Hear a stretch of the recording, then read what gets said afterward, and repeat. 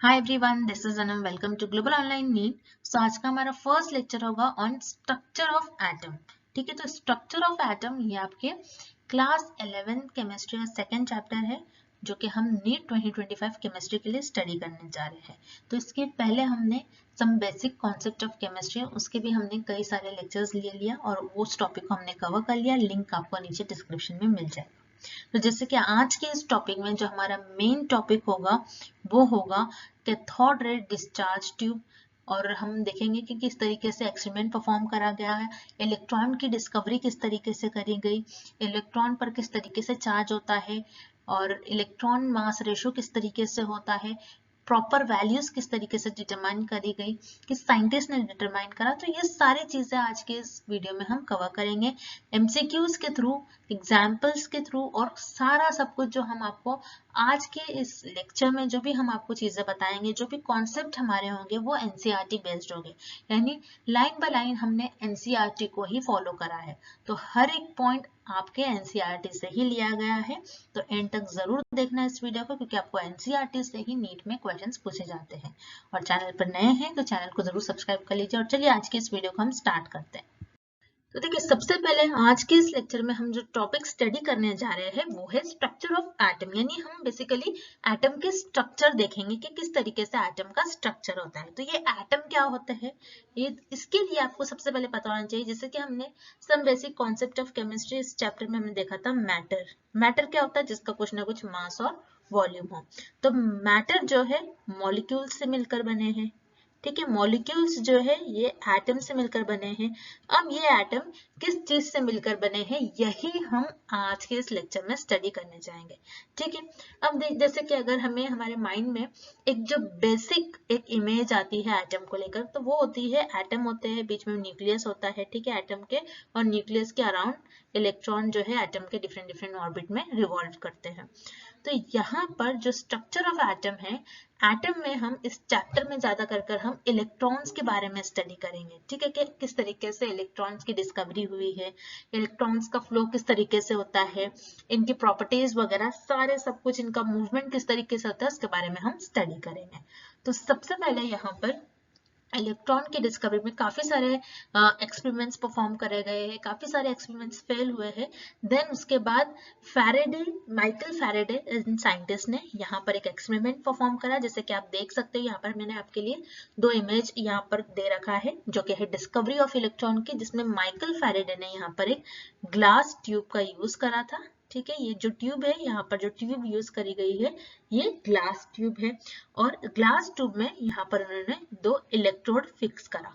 ठीक है, इलेक्ट्रोड, एक कैथोड होता है जिसको नेगेटिव चार्ज के थ्रू हम जानते हैं, एंड एक होता है डिफरेंट इलेक्ट्रॉन जो कि एनोड, जो कि पॉजिटिव होता है। ठीक है, अब देखिए यहाँ पर ये जो ट्यूब है, यहाँ पर आप देख सकते हो वैक्यूम पंप। इस ट्यूब में वैक्यूम पंप का यूज करा जाता है गैस को एडजस्ट करने के लिए। यानी बेसिकली हम यहाँ पर प्रेशर जो होगा उसको एडजस्ट करेंगे। ठीक है, यानी आपका जो इलेक्ट्रिक डिस्चार्ज को हम स्टडी करेंगे, उसमें हम देखेंगे कि किस तरीके से इलेक्ट्रॉन का फ्लो है। अब अगर हम यहाँ पर गैस फिल करते हैं, जैसे कि अगर हम वैक्यूम पंप नहीं लगाते, तो इस केस में यहाँ पर काफी सारे गैस मॉलिक्यूल होते हैं जो कि इलेक्ट्रॉन से टकरा जाते हैं, इसीलिए इन्होंने यहाँ पर वैक्यूम पंप का यूज करा है। ठीक है, देन उसके बाद यहाँ पर देखिए इलेक्ट्रिक डिस्चार्ज चाहिए हमें, तो उसको ऑब्जर्व करना है, तो उसके लिए यहाँ पर उन्होंने हाई वोल्टेज का यूज करा। ठीक है, हाई वोल्टेज और लो प्रेशर के अंडर इस सेटअप को इन्होंने परफॉर्म करा। ठीक है, इस एक्सपेरिमेंट को इन्होंने परफॉर्म करा, कुछ इस तरीके से सेटअप था। अब देखिए यहाँ पर, यहाँ जो इलेक्ट्रॉन्स फ्लो हो रहे हैं, ठीक है, ये जो इलेक्ट्रॉन्स इस तरीके से फ्लो हो रहे हैं यहाँ पर इस ट्यूब में, वो विजिबल नहीं हो रहा था। तो यहाँ पर इन्होंने, साइंटिस्ट ने क्या करा, यहाँ पर ये जो एनोड की, यहाँ पर आप देख सकते हो ये रे जो आ रही है, ये एनोड का जो यहाँ पर पार्ट है, विंडो है, यहाँ पर इन्होंने इसको होल कर दिया। ठीक है, होल करने के बाद क्या हो गया, जो इलेक्ट्रॉन का फ्लो है वो यहाँ पर हमने होल किस लिए करा, क्योंकि यहाँ पर एक शीट ऐड करी, कोटिंग करी है जिसे फ्लोरेसेंट कोटिंग कहते हैं, जो कि जिंक सल्फाइड की होती है, ZnS की होती है ये। अब इससे क्या होता है कि जो इलेक्ट्रॉन का फ्लो है, जब इलेक्ट्रॉन यहाँ पर आएंगे, क्योंकि हमने ये देखा एक्सपेरिमेंट के थ्रू, यानी साइंटिस्ट ने ये देखा कि जो इलेक्ट्रॉन का फ्लो था वो कैथोड से निकलकर एनोड की तरफ आ रहा था, ठीक है, यानी कि इस तरीके से इस वे में आ रहे थे इलेक्ट्रॉन्स। तो यहाँ पर आ रहे थे तो ये हम आंखों से नहीं देख सकते, ठीक है, तो उसके लिए इन्होंने क्या करा, विजिबल नहीं था ये, तो उन्होंने यहाँ पर एक कोटिंग लगाई जिसे फ्लोरेसेंट कोटिंग कहते हैं, जो कि ZNS की कोटिंग थी, जिससे कि एक आपको ब्राइट स्पॉट दिखता है कि इलेक्ट्रॉन अगर वहां पर जा रहे हैं तो एक ब्राइट स्पॉट दिखता है, तो उसे समझ में आ रहा है कि इलेक्ट्रॉन्स का फ्लो है, ठीक है। तो इस तरीके से इन्होंने सेटअप करा। अब यहाँ पर जैसे कि हमने देखा, यहाँ पर जो इलेक्ट्रॉन का डिस्चार्ज है, यहाँ पर अगर इलेक्ट्रॉन्स जा रहे हैं, ट्रैवल कर रहे हैं, तो यहाँ पर ये जो विंडो है, ये जो फ्लोरेसेंस कोटिंग है, इसकी वजह से एक ब्राइट स्पॉट नजर आने लगा। अब देखिए ये जो रेज है जो कि यहाँ पर ट्रैवल कर रही है इलेक्ट्रॉन की, ठीक है, इलेक्ट्रिक डिस्चार्ज जो रेज है, इनके बारे में हम देखेंगे किस तरीके से इस एक्सपेरिमेंट का यूज हुआ, इनके प्रॉपर्टीज वगैरह, ठीक है। तो ये हम नेक्स्ट स्लाइड में देखते हैं। देखिए यहाँ पर अब हम देखेंगे जो एक्सपेरिमेंट परफॉर्म करा गया उसके किस तरीके से रिजल्ट है, या फिर आप ये भी कह सकते हो कि इलेक्ट्रिक डिस्चार्ज रेज की यहाँ पर हम प्रॉपर्टीज देखेंगे, ठीक है। तो यहाँ पर उसके लिए सबसे पहले ये डायग्राम आपको देखना है और पॉइंट बाय पॉइंट हम सारे पॉइंट्स आपके एनसीईआरटी के ही ये सारे पॉइंट्स हैं, इसको हम फॉलो करेंगे। तो फर्स्ट पॉइंट है cathode rays start from cathode and move towards anode, यानी कि ये जो रेज है ये कैथोड से स्टार्ट हो रही थी और एनोड पर जाकर एंड हो रही थी, ठीक है। Then in the absence of electric field this rays travel in the straight line, ठीक है, यानी अगर हम इलेक्ट्रिक या फिर इलेक्ट्रिकल या फिर मैग्नेटिक फील्ड को नहीं लगाए तो उस केस में ये जो रेज है ये ऑब्जर्व करा गया कि ये स्ट्रेट पाथ फॉलो कर रही है। अब ये इलेक्ट्रिकल और मैग्नेटिक फील्ड क्या होती है, किस तरीके से फोर्स वगैरह अप्लाई होता है, ये हम बाद में देखेंगे, ठीक है, आगे चलकर और चैप्टर में डिटेल में स्टडी करेंगे। लेकिन फॉर नाउ आपको ये देखना है, अगर इलेक्ट्रिक और मैग्नेटिक फील्ड का एब्सेंस में देखा जाए तो ये जो रेज है ये स्ट्रेट पाथ फॉलो करती है, स्ट्रेट लाइन में ट्रैवल करती है।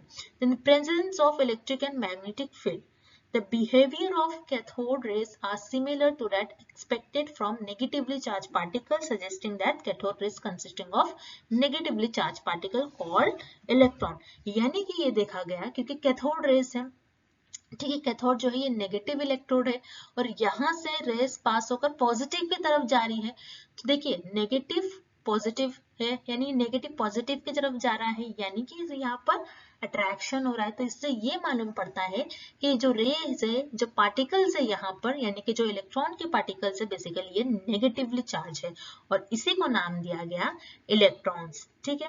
Then characteristics of cathode rays electron do not depend on the, यानी यहाँ पर जो ट्यूब में इलेक्ट्रॉन है, इलेक्ट्रॉन के पार्टिकल जो मूव कर रहे थे वो यहाँ पर मटेरियल ऑफ इलेक्ट्रोड्स पर डिपेंड नहीं करते, यानी कि किस टाइप का इलेक्ट्रोड यूज करा गया उस पर डिपेंड नहीं करते, ना ही nature of gas present in the cathode ray tube, यानी कि कौन सी गैस प्रेजेंट है यहाँ पर उस पर भी डिपेंड नहीं करते हैं ये रेस। और दस वी कैन कंक्लूड दैट, यानी इन सारे पॉइंट से ये कंक्लूड करा गया कि इलेक्ट्रॉन जो है ये बेसिक कॉन्स्टिट्यूट ऑफ एलिमेंट है, यानी कि एटम है, यानी कि जो इलेक्ट्रॉन है ये एटम के पार्ट है, ठीक है। इलेक्ट्रॉन जो है, क्योंकि आप सभी को पता है एटम क्या होता है, बीच में न्यूक्लियस होता है और न्यूक्लियस के साइड में इलेक्ट्रॉन रिवॉल्व करते हैं, क्योंकि ये तो हमें पता है थियरी, पहले जब ये एक्सपेरिमेंट परफॉर्म करा गया तब नहीं पता था इलेक्ट्रॉन्स क्या होते हैं, ठीक है। तो इन सारे पॉइंट से ये कंक्लूड करा गया कि जो एटम्स होते हैं, एटम्स के बेसिक कॉन्स्टिट्यूएंट होते हैं इलेक्ट्रॉन, ठीक है, यानी एटम जो है इलेक्ट्रॉन से मिलकर बना है, ठीक है। नेक्स्ट, तो जैसे कि सबसे पहले हमने देखा कि किस तरीके से इलेक्ट्रॉन की डिस्कवरी करी गई, ठीक है। तो इलेक्ट्रॉन की डिस्कवरी करी गई, देखा गया कि एटम का जो कॉन्स्टिट्यूएंट पार्टिकल है वो है इलेक्ट्रॉन, यानी कि एटम में इलेक्ट्रॉन्स प्रेजेंट होते हैं।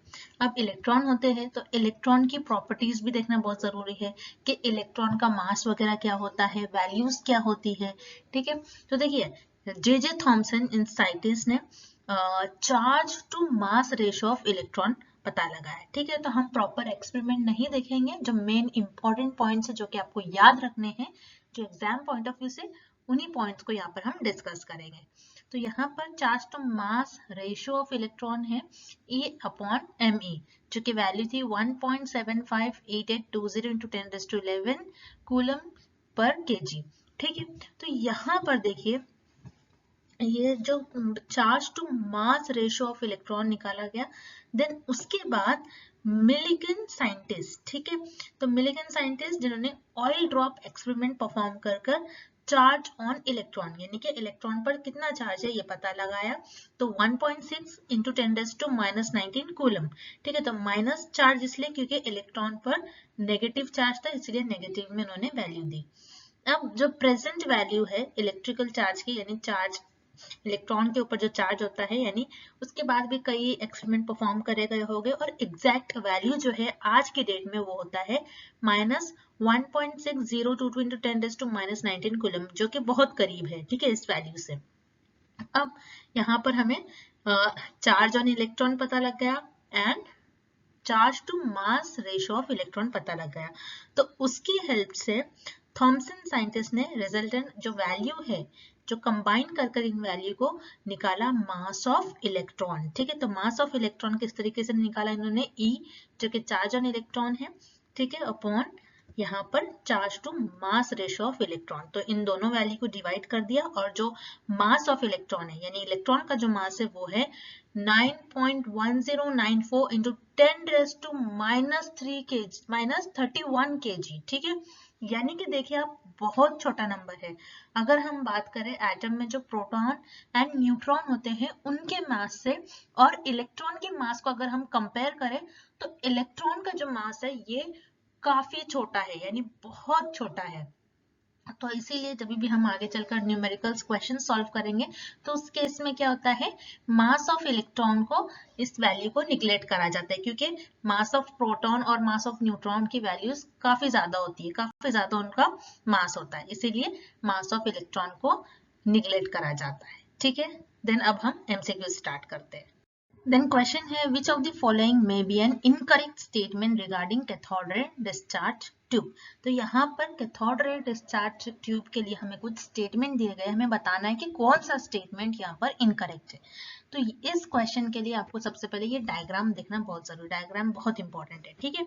अब डायग्राम में क्या है, यहाँ पर देखिए फर्स्ट पॉइंट आपको देखना है और डायग्राम भी आपको साइमल्टेनियसली देखना है।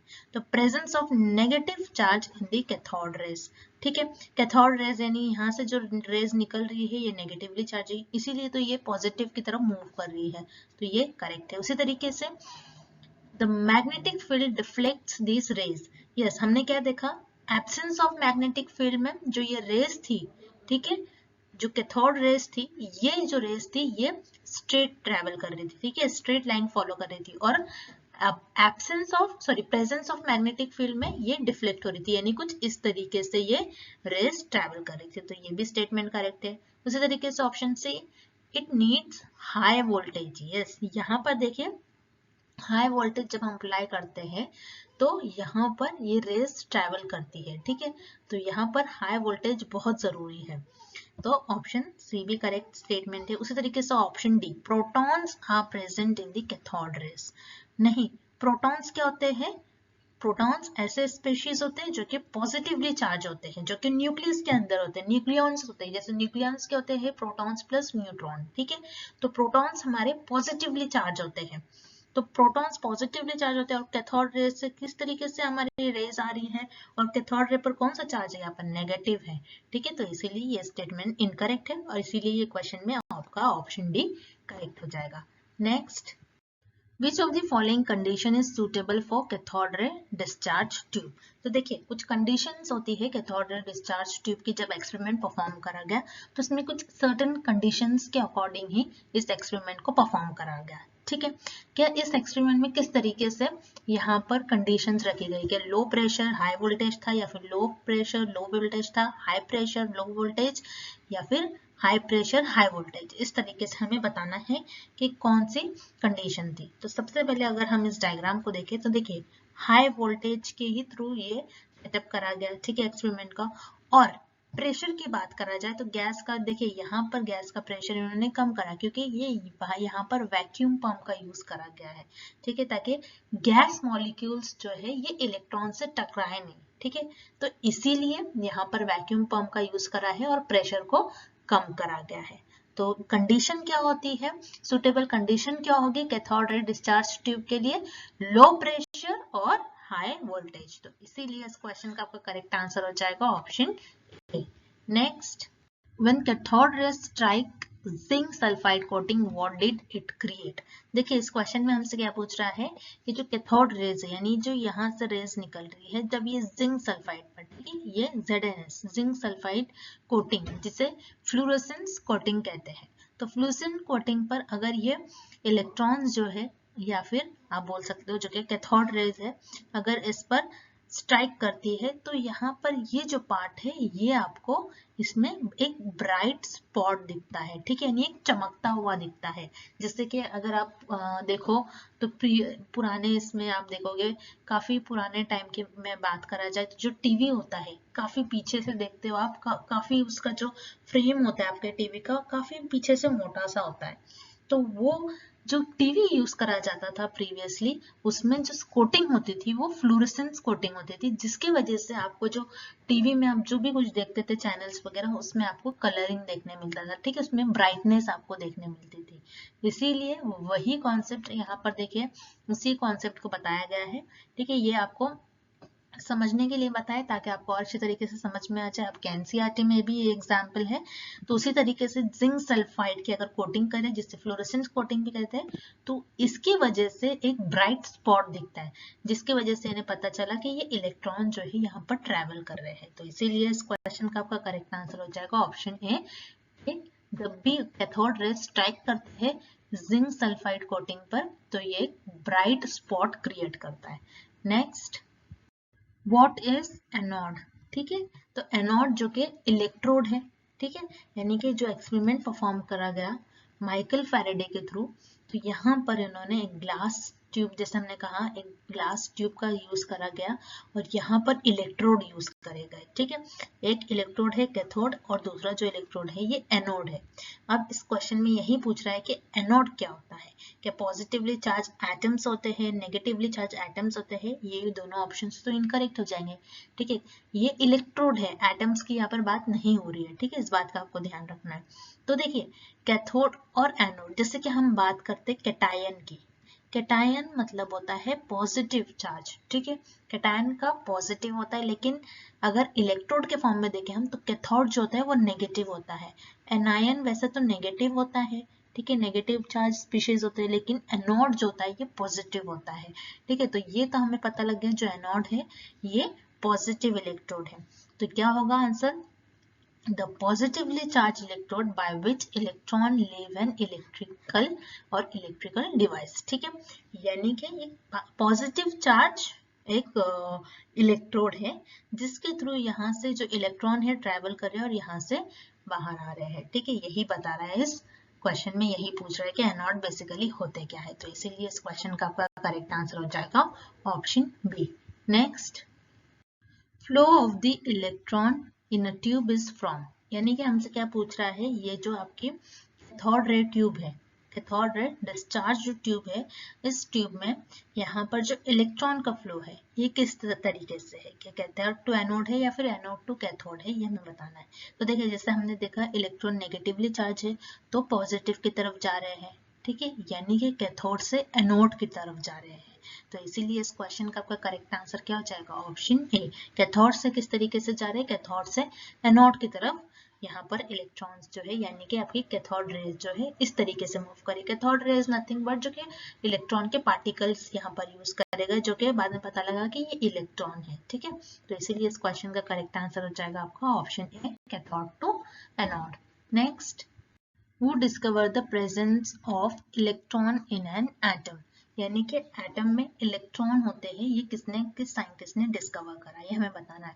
तो जैसे कि काफी सारे साइंटिस्ट ने देखा इलेक्ट्रॉन की डिस्कवरी करी, काफी फेल भी हुए हैं एक्सपेरिमेंट, देन उसके बाद माइकल फैराडे ने एंड जे थॉमसन ने, ठीक है, माइकल फैराडे ने आपको बताया जैसे कि कैथोड रे डिस्चार्ज ट्यूब है, देन उसके बाद एक्सपेरिमेंट्स के कुछ रिजल्ट निकले थे जिसमें जे थॉमसन ने ये बताया जो आपकी कैथोड रे डिस्चार्ज ट्यूब है, ठीक है, इस ट्यूब में से जो ट्यूब बताई गई थी तो इस ट्यूब में कैथोड से एनोड की तरफ यहाँ पर इलेक्ट्रॉन मूव कर रहे थे क्योंकि कैथोड से एनोड पे जा रहे थे, नेगेटिव से पॉजिटिव की तरफ जा रहे थे।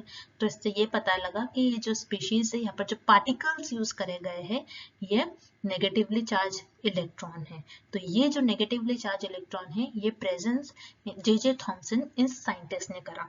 इस साइंटिस्ट ने बताया कि इलेक्ट्रॉन जो है एटम में इलेक्ट्रॉन प्रेजेंट होते हैं और एटम में इलेक्ट्रॉन जो है ये कॉन्स्टिट्यूएंट पार्टिकल होते हैं एटम का, यानी मेजरली एटम में आप अगर देखो तो इलेक्ट्रॉन्स होते हैं। तो ये हमें जे थॉमसन ने ये चीज डिस्कवर करी, तो इसीलिए इस क्वेश्चन का करेक्ट आंसर हो जाएगा option D, J Thomson. The charge to mass ratio of an electron well is in the range of dash coulomb per kg। तो यहाँ पर इस क्वेश्चन में हमसे क्या पूछा जा रहा है, charge to mass ratio of an electron, जो कि जे थॉमसन ने ये वैल्यू दी थी, charge to mass ratio of an electron. तो कुछ वैल्यू थी इनटू 10 रेज़ टू क्या था, रेंज हमें बताना है, 10 रेज़ टू -11 था, 10 रेज़ टू 9, 10 रेज़ टू 11 या फिर 10 रेज़ टू -9, हमें ये रेंज बताना है। तो देखिए ये जो वैल्यूज है दिस इज वेरी इंपॉर्टेंट, ठीक है। तो ये जो वैल्यू है ये है मास ऑफ इलेक्ट्रॉन की, जो कि है me 9.1094 into 10 raised to -31 kilogram, ठीक है। ये मास ऑफ इलेक्ट्रॉन है।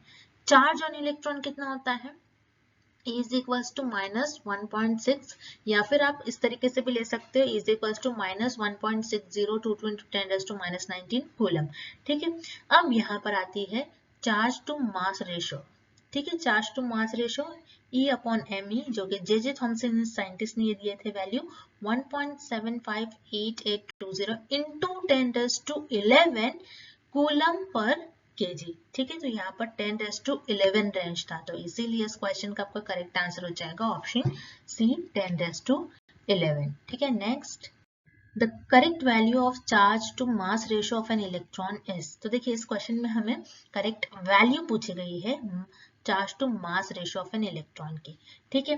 तो यहाँ पर देखिए ऑप्शंस को आप अच्छी तरीके से देखिए, ठीक है। यूनिट्स जो यहाँ पर यूज करे गए हैं, तो यहाँ पर कूलम पर केजी, हमने जो भी अभी तक पढ़ा कूलम पर केजी में पढ़ा था मास रेशियो ऑफ एन इलेक्ट्रॉन की, ठीक है। तो कूलम पर केजी में 10 रेज़ टू 11 है, तो यहाँ पर ऑप्शन सी तो नहीं होगा। और यहाँ पर है 1.7588 इंटू 10 रेज़ टू -9 कूलम पर ग्राम, 10 रेज़ टू 8 कूलम पर ग्राम, 10 रेज़ टू 11 कूलम पर ग्राम, ठीक है। इस वैल्यू को देखना है क्योंकि ये सारी वैल्यूज तो सेम है, ठीक है।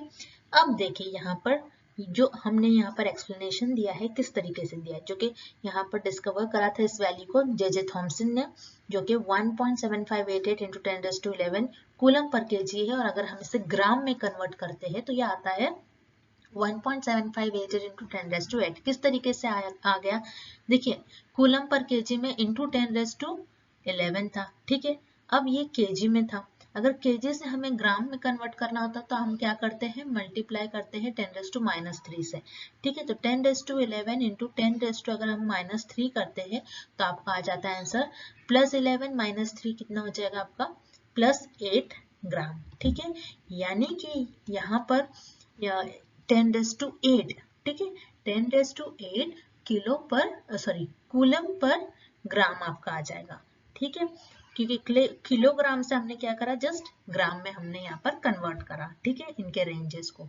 तो यहाँ पर आपकी करेक्ट वैल्यू क्या हो जाएगी 1.7588 इंटू 10 रेज़ टू 8 कूलम पर gram. Next, What subatomic particle has virtually no mass? यानी कि यहाँ पर हमसे पूछा जा रहा है एटम के यानी कि सब एटॉमिक पार्टिकल्स जो होते हैं उनमें किसमें वर्चुअली मास नहीं होता है। सब एटॉमिक पार्टिकल मतलब क्या, एटम के और भी पार्ट, यानी कि एटम में पता है हमको बीच में होता है न्यूक्लियस, ठीक है। न्यूक्लियस जो कि न्यूक्लियॉन्स से मिलकर बना है। न्यूक्लियॉन्स क्या होते हैं, जिसमें प्रोटॉन एंड न्यूट्रॉन्स होते हैं, ठीक है। तो यहाँ पर प्रोटॉन एंड न्यूट्रॉन ये क्या होता है, एटम के पार्ट है। इसी तरीके से न्यूक्लियस के अराउंड एटम्स में यहाँ पर डिफरेंट ऑर्बिट में इलेक्ट्रॉन्स न्यूक्लियस के अराउंड रिवॉल्व करते हैं। तो इलेक्ट्रॉन भी क्या है, यहाँ पर सब एटॉमिक पार्ट है, एटम का एक पार्ट है, ठीक है। तो इलेक्ट्रॉन, प्रोटॉन, न्यूट्रॉन ये सारे एटम के पार्ट है, इसीलिए इसे हम कहते हैं सब एटॉमिक पार्टिकल्स ऑफ एटम, ठीक है। हम जिसमें वर्चुअली मास नहीं होता है, जैसे कि हमने आपको बताया, हम कई बार एमसीक्यूज जब सॉल्व करेंगे आगे चलकर, तो आप जब भी सॉल्व करोगे तो हम इलेक्ट्रॉन के मास को नेग्लेक्ट कर देते हैं क्योंकि बहुत ही छोटा होता है कंपेयर करा जाए तो प्रोटॉन एंड न्यूट्रॉन के मास से, ठीक है। तो देखिए इलेक्ट्रॉन का मास होता है 9.108 टू 10 रेज़ टू -28 ग्राम, ठीक है, 9.108 यानी कि कितना छोटा नंबर है। उसी तरीके से प्रोटॉन का देखा जाए तो 1.67 0.26 into 10⁻⁻24 ग्राम। इसी तरीके से न्यूट्रॉन का होता है 1.675 into 10⁻⁻24 ग्राम। तो देखा जाए इलेक्ट्रॉन का मास तो प्रोटॉन एंड न्यूट्रॉन से काफी छोटा है, इसीलिए इसके मास को निग्लेक्ट करा जाता है और बोला जाता है कि वर्चुअली इसका कोई मास नहीं होता है। तो इसीलिए इस क्वेश्चन का आपका करेक्ट आंसर हो जाएगा option A, electron. Next, The purpose of Millikan's oil drop experiment was to determine charge on। तो देखिए मिलिकन्स जो कि एक साइंटिस्ट है, तो साइंटिस्ट ने ऑयल ड्रॉप एक्सपेरिमेंट परफॉर्म करा ये देखने के लिए कि इलेक्ट्रॉन पर कितना चार्ज है। ठीक है, तो आपके एनसीईआरटी में दिया गया है कि किस तरीके से इन्होंने ऑयल ड्रॉप लेकर के इलेक्ट्रॉन पर चार्ज डिटरमाइन करके कितना होता है। तो इलेक्ट्रॉन पर जो चार्ज होता है जैसा हमने देखा वो होता है -1.6 into 10⁻⁻19 कूलम। और जो आज की डेट में अगर आज की हम बात करें करंट टाइम की, तो अभी जो डेट है अभी जो वैल्यू है इलेक्ट्रॉन की वो है, जो चार्ज होता है इलेक्ट्रॉन पर 1.6022 into 10⁻⁻19 कूलम, जो कि इस वैल्यू में ज्यादा डिफरेंट नहीं है। ठीक है, तो देखिए माइनस साइन इसलिए आती है इनके वैल्यू में क्योंकि इलेक्ट्रॉन जो होते हैं नेगेटिवली चार्ज स्पीशीज होते हैं, इसीलिए यहाँ पर इनकी वैल्यू में माइनस आता है। ठीक है, और जो मिलिकन्स ने ऑयल ड्रॉप एक्सपेरिमेंट परफॉर्म करा, क्यों परफॉर्म करा, ये देखने के लिए कि इलेक्ट्रॉन पर कितना चार्ज होता है। तो इसीलिए यहाँ पर इस क्वेश्चन में आपका करेक्ट आंसर हो जाएगा option A, electron. That's it. बहुत सिंपल तरीके से हमने आपको एमसीक्यूज बताया कि बहुत सिंपल ले लिया ताकि आपका जो बेसिक है ये क्लियर हो जाए, क्योंकि अगर हम आगे जाए तो काफी आपका लेवल जो है हम थोड़ा थोड़ा कर इंक्रीज कर देंगे ताकि आपको भी अच्छी तरीके से समझ में आ जाए। तो आपका बेसिक क्लियर होगा तभी आपको डिफिकल्ट टॉपिक भी समझ में आ जाएंगे। इसीलिए हमने कुछ क्वेश्चन सिंपल लिए और कुछ क्वेश्चन जो है मॉडरेट लेवल का थे। ठीक है, तो अब इस सेशन को हम यही एंड करते हैं। आई होप कि आपके जो कॉन्सेप्ट है ये क्लियर हो गए हो, और जो भी आपके क्वेश्चंस क्वेरीज आप हमें कमेंट करके पूछ सकते हो। And thank you for watching this video.